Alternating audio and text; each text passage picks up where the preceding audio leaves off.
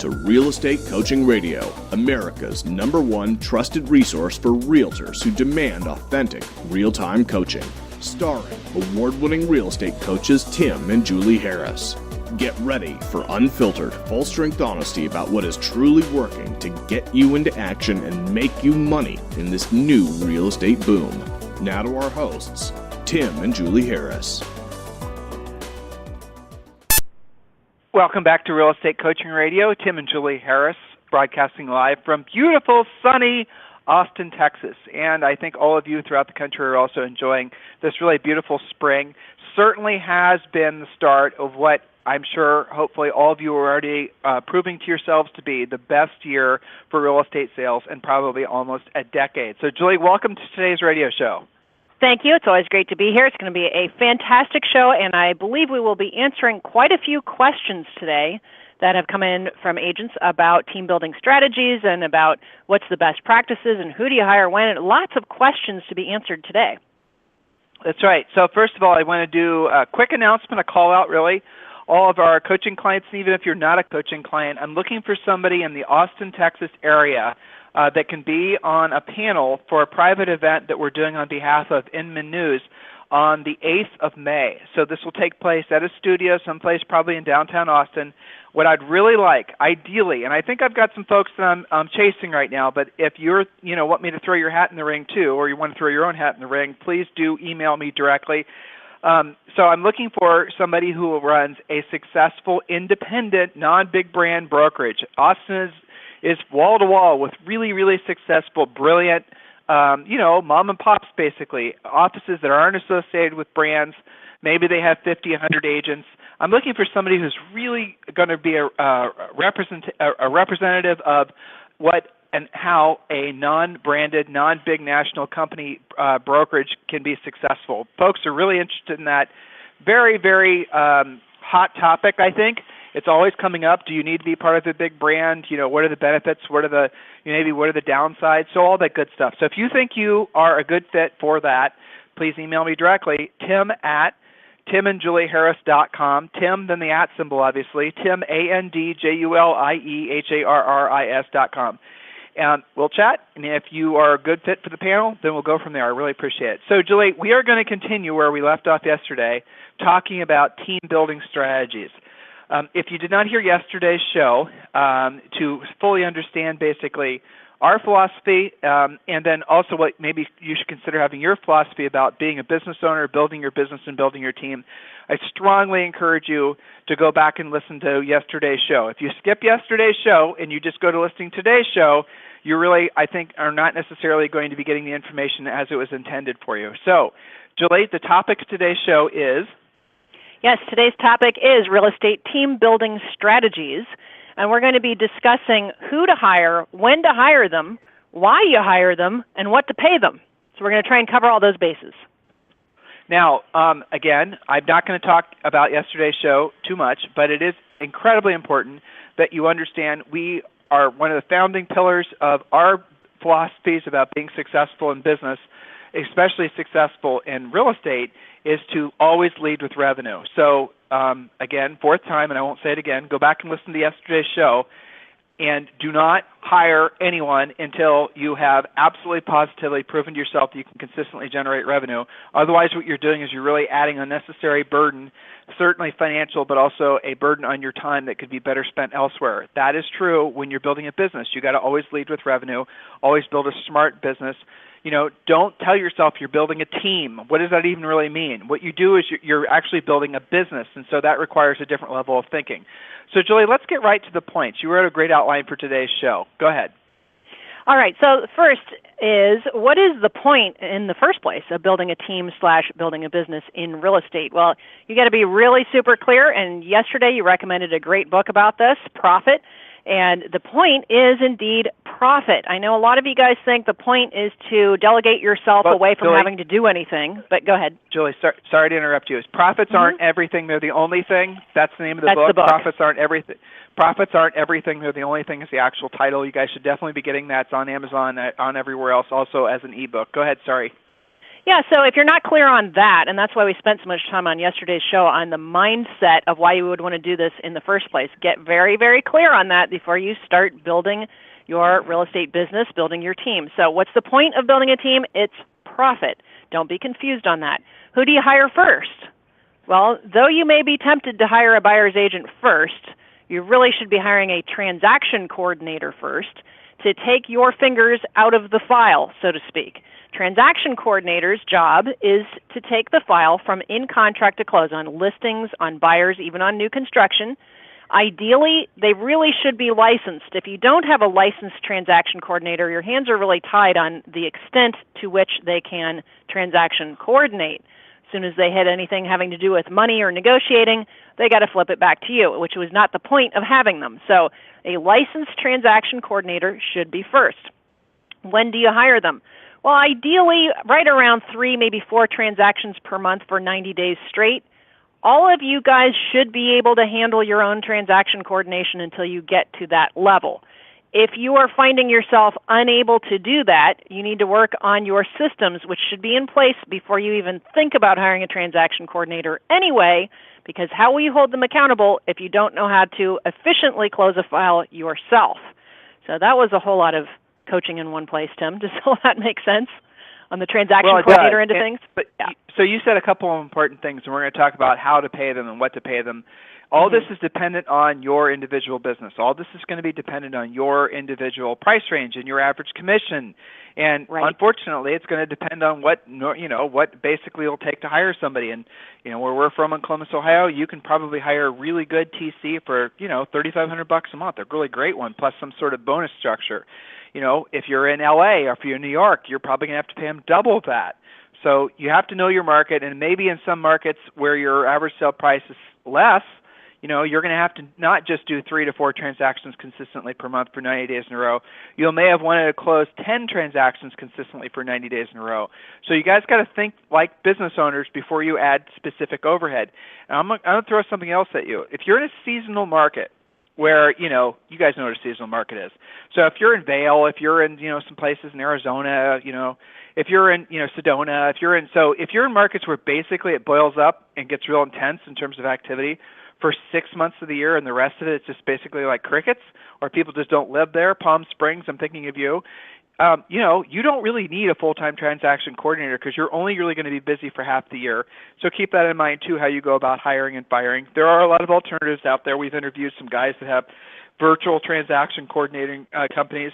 Those are a good fit if you are inconsistent, if you're just looking for part-time help or seasonal help. That might be the way to go. But for a vast majority of you and a vast majority of our coaching clients, you definitely want to be looking towards having some a permanent person on staff, so you can help them grow with you.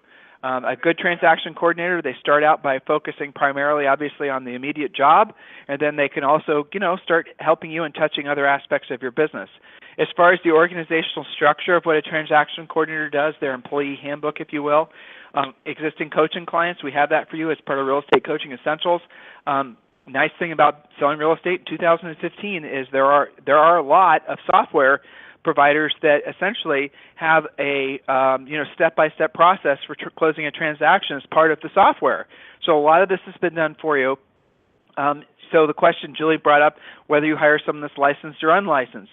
Make sure when you're going through the hiring process, again, coaching students, we talk a lot about this in the coaching program, but just to overview, don't hire some jaded realtor. Don't hire someone who failed out of selling real estate. Don't hire someone that's mad or jealous or whatever. I mean, you're going to have to be very strategic on the first person you bring on your team because they really are going to be your right hand in every way. Do they have to be local to you is another question we get a lot. No, they don't. I mean, Julie has, we have coaching clients that don't have their transaction coordinator in their same office or let alone, sitting in their same cubicle or whatever. They're clear across the country. So it isn't necessary, but, there's a lot more complications when they're not local. So as far as what to pay them, again, it depends on your individual market. You can look online to see what similar jobs are paying.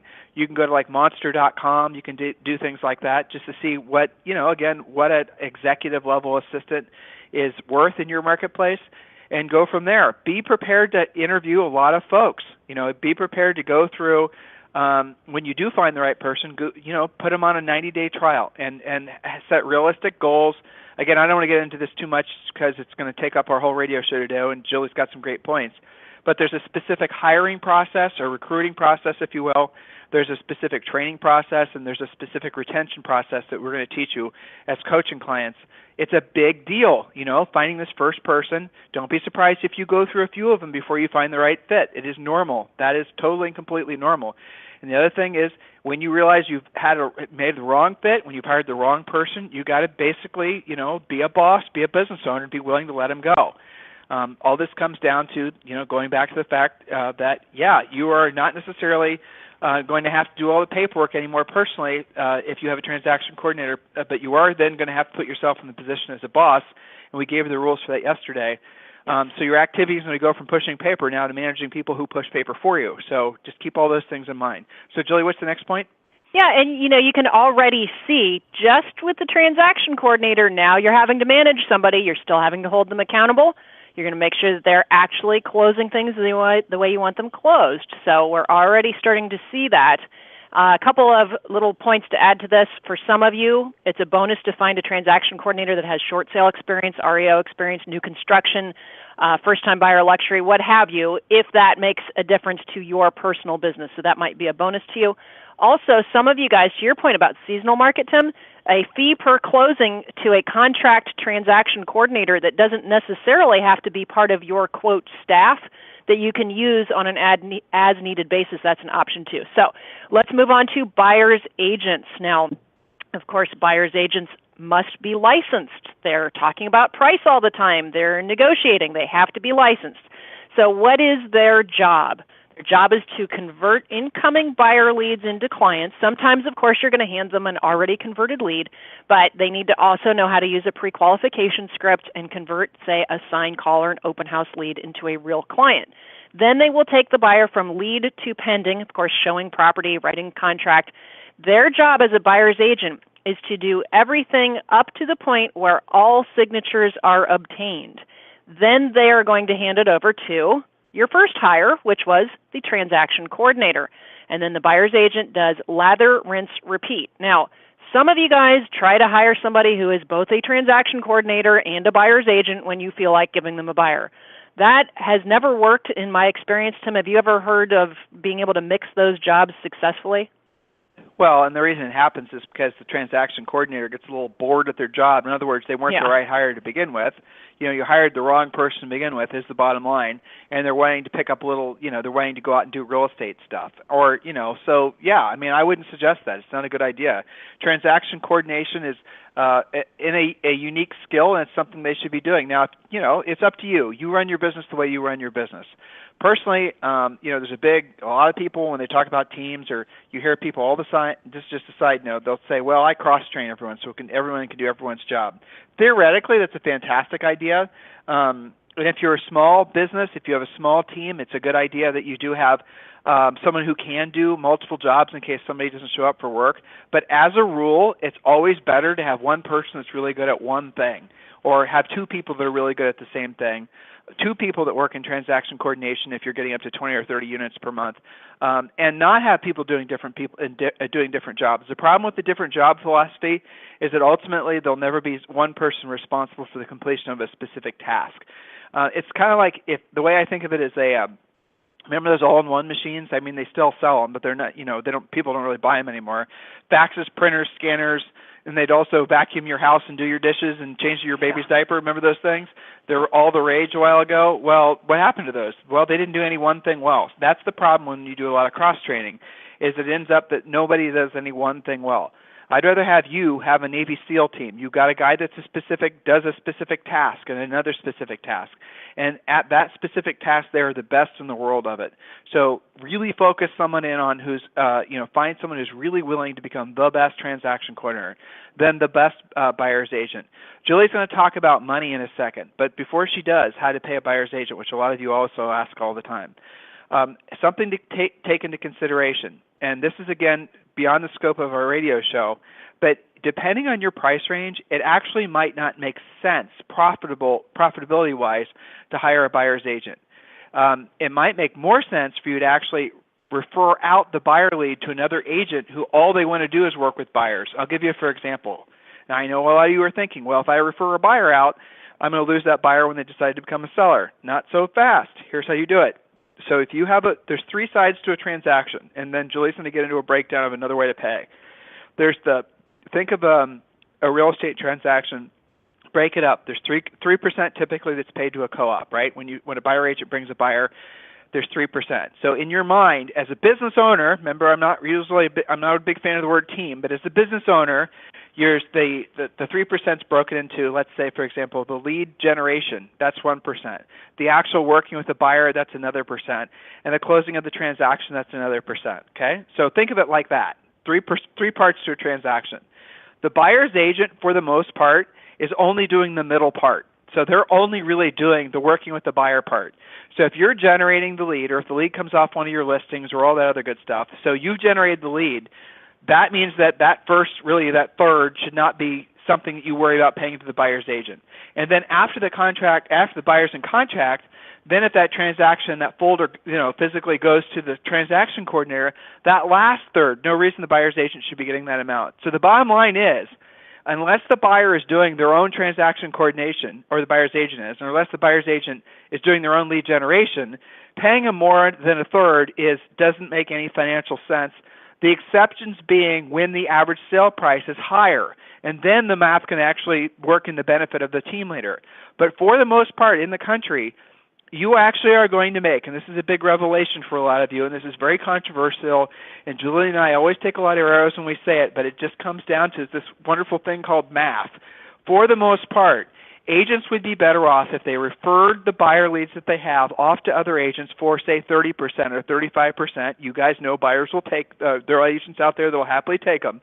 And then once that independent agent puts that buyer in contract, then the agreement is the file comes back to you and you close the transaction. You see?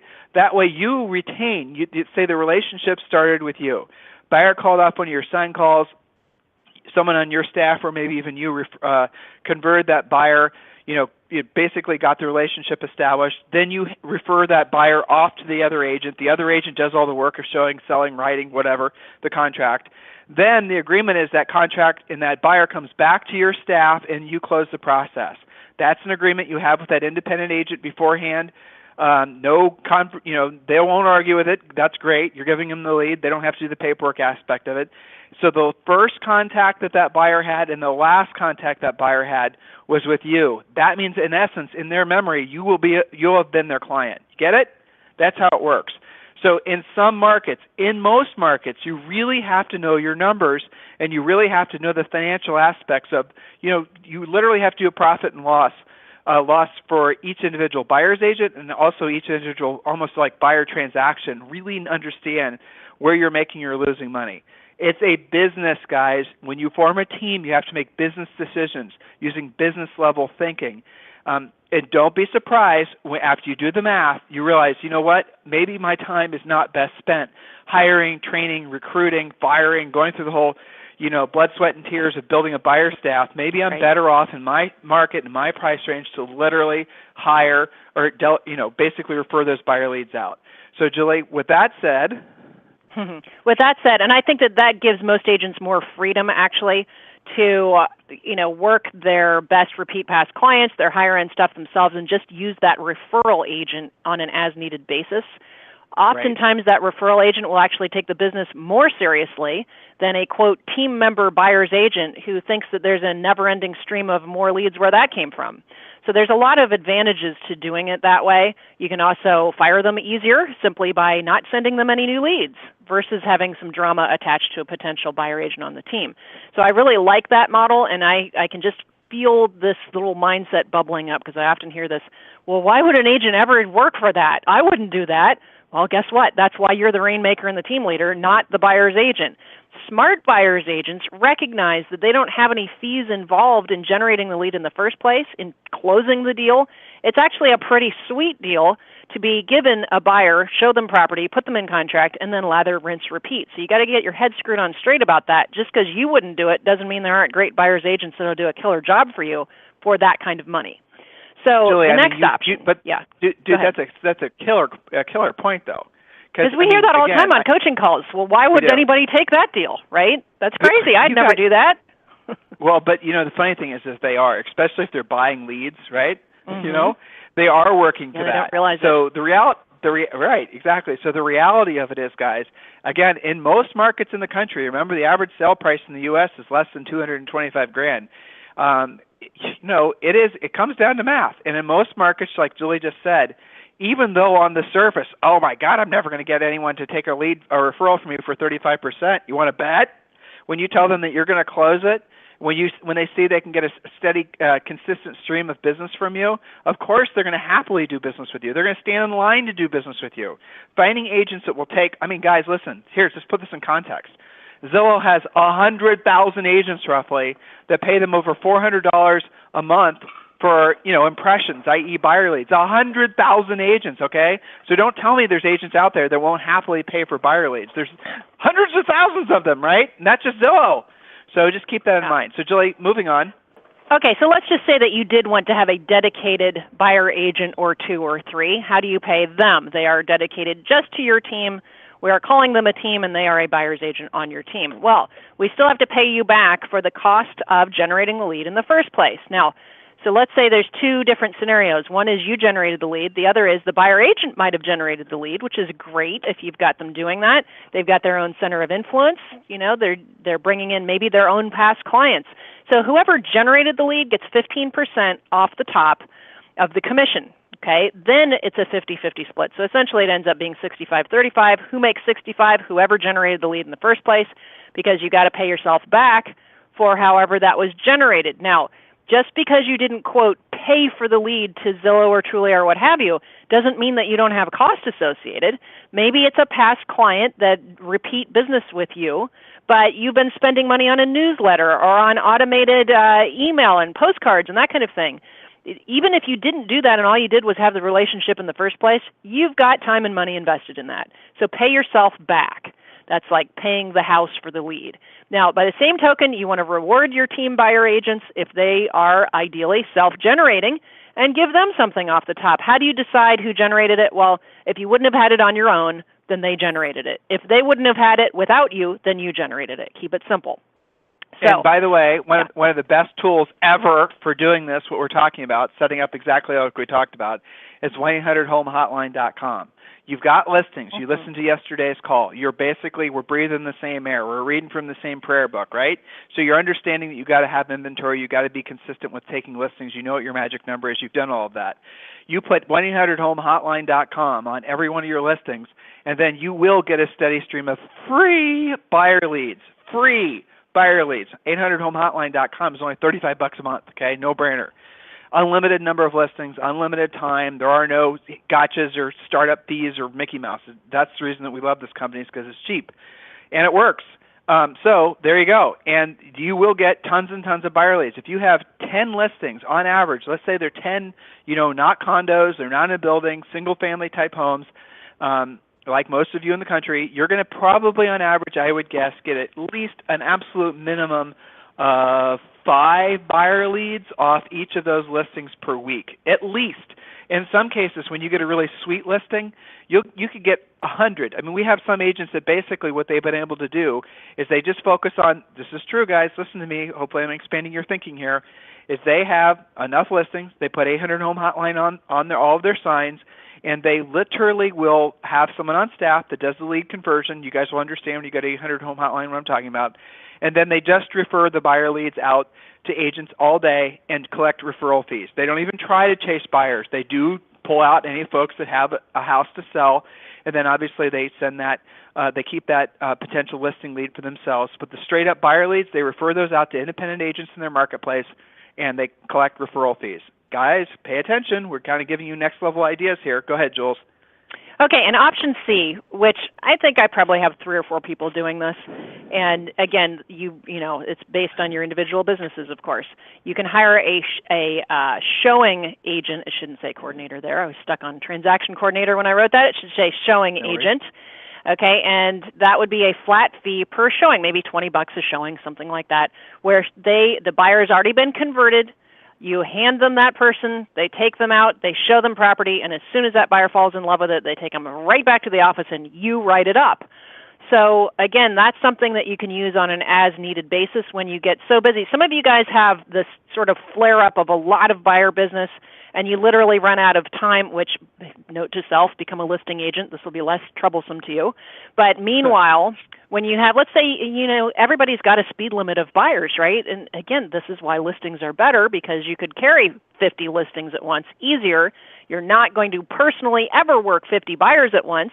Most agents have a speed limit of about 5 active, motivated, qualified, or cash buyers at any given time. So what happens when I'm buyer number 6 and I'm dying to buy something too and I'm in a good price range? What happens now? Now you've got a time management problem. So the solution for some agents is to hire a showing agent as necessary. Maybe that's a newer agent in your office. Maybe it's a part-time, semi-retired agent. Their only job is simply to open doors, show the property, ask good questions. They'll have some light scripting, which we provide for you. And then once the buyer falls in love with the property, they're right back to you, and then you do the rest. Your transaction coordinator takes it from there. And that's why the showing agent, not really a buyer's agent, kind of like buyer's agent light, they're really just showing property. They're not negotiating. They're not converting leads. They're just opening doors. So okay, that's so right for some of you. Before you get to the next point, Julie, and Julie's going to talk about, a listing partner, sometimes called a listing specialist. It's someone basically to go on listing appointments for you. Okay, before we get to that, I want you to realize that Julie and I are giving you a sort of a surface level view of the different ways that you can handle buyer leads. And again, we're not approaching this with basically a disdain for buyers. Some of you are great with working buyers and should continue to work buyers. There's no doubt. So don't be confused. We're not just saying buyers are toxic. Buyers are fantastic. When you have a well-qualified, motivated buyer that has realistic expectations and they're willing to meet the market where it's at in terms of if you're in Silicon Valley, they're going to have to pay over asking, those types of things.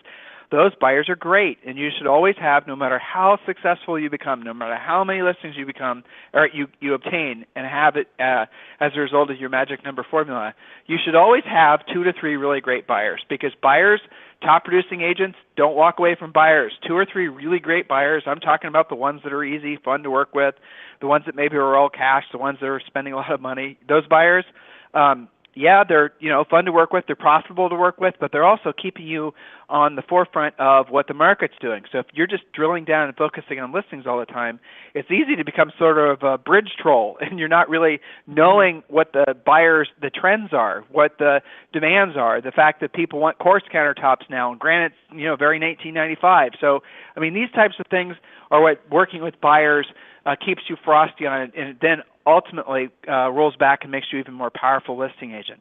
So now remember, depending on your volume, you can scale. So maybe you have 2 buyer's agents, maybe you have 3 buyer's agents, maybe you have 5 buyer's agents, maybe you have 10 agents in your office you refer buyers to.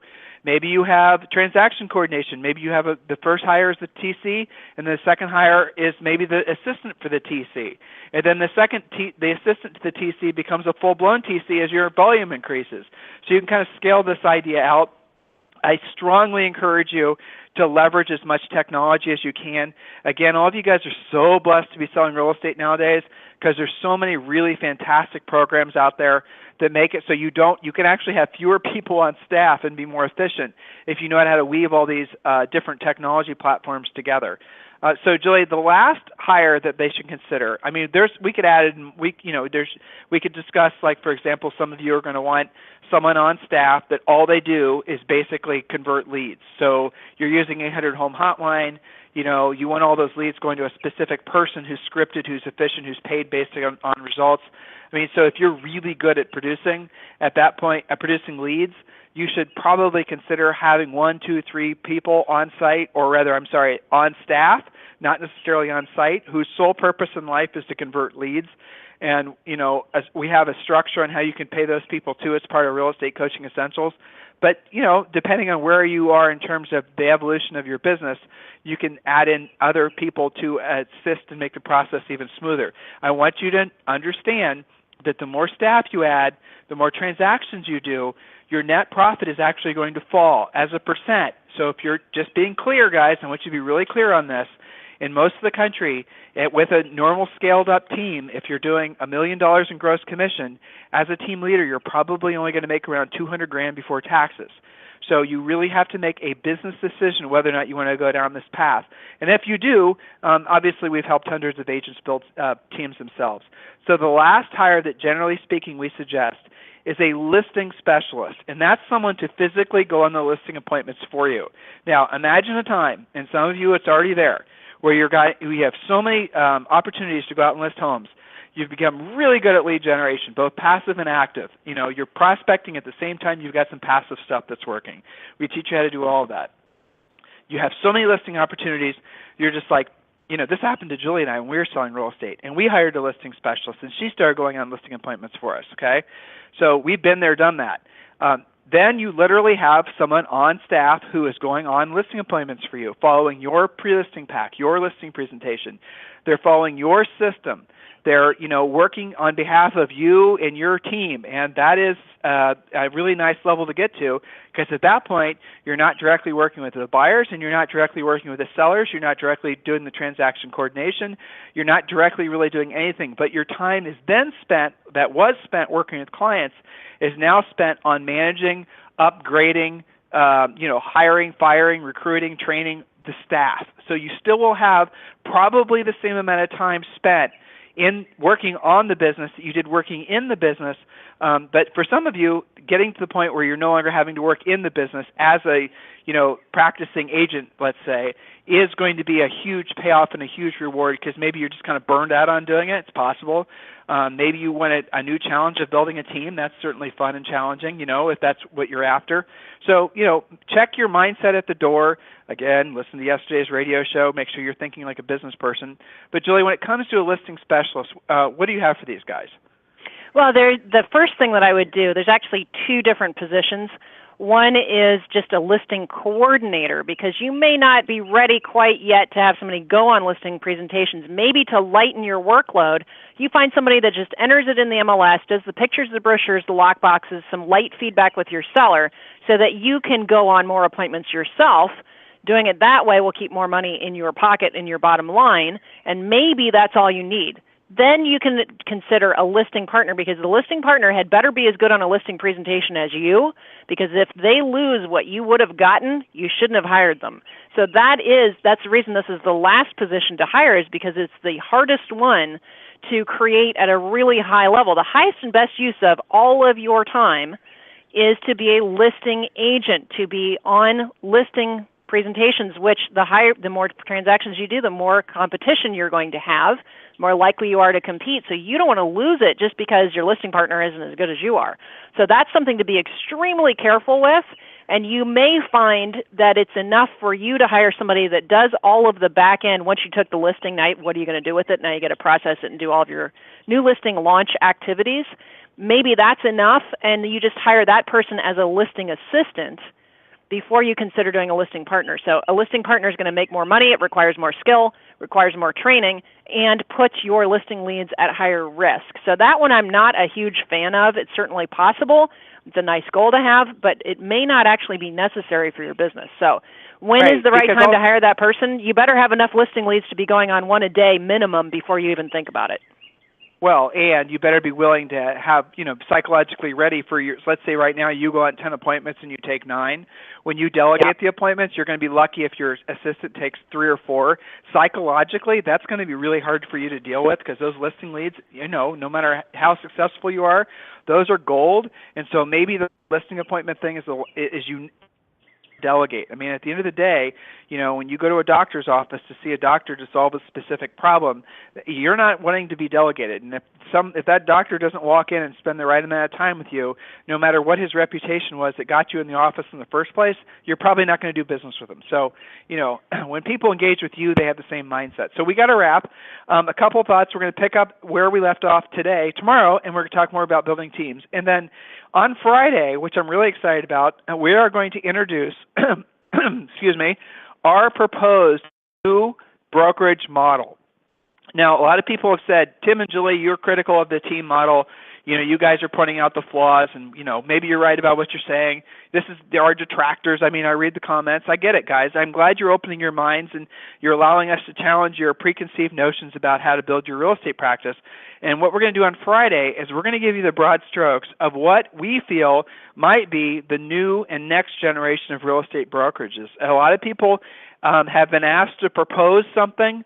Not a lot of people have voiced what their proposal is, but we're going to do it on Friday. So we're going to give you the details of what Julie and I feel is the next evolution of the brokerage model, an evolution that will include teams, an evolution that will include the traditional brokerages or the traditional independent brokerages.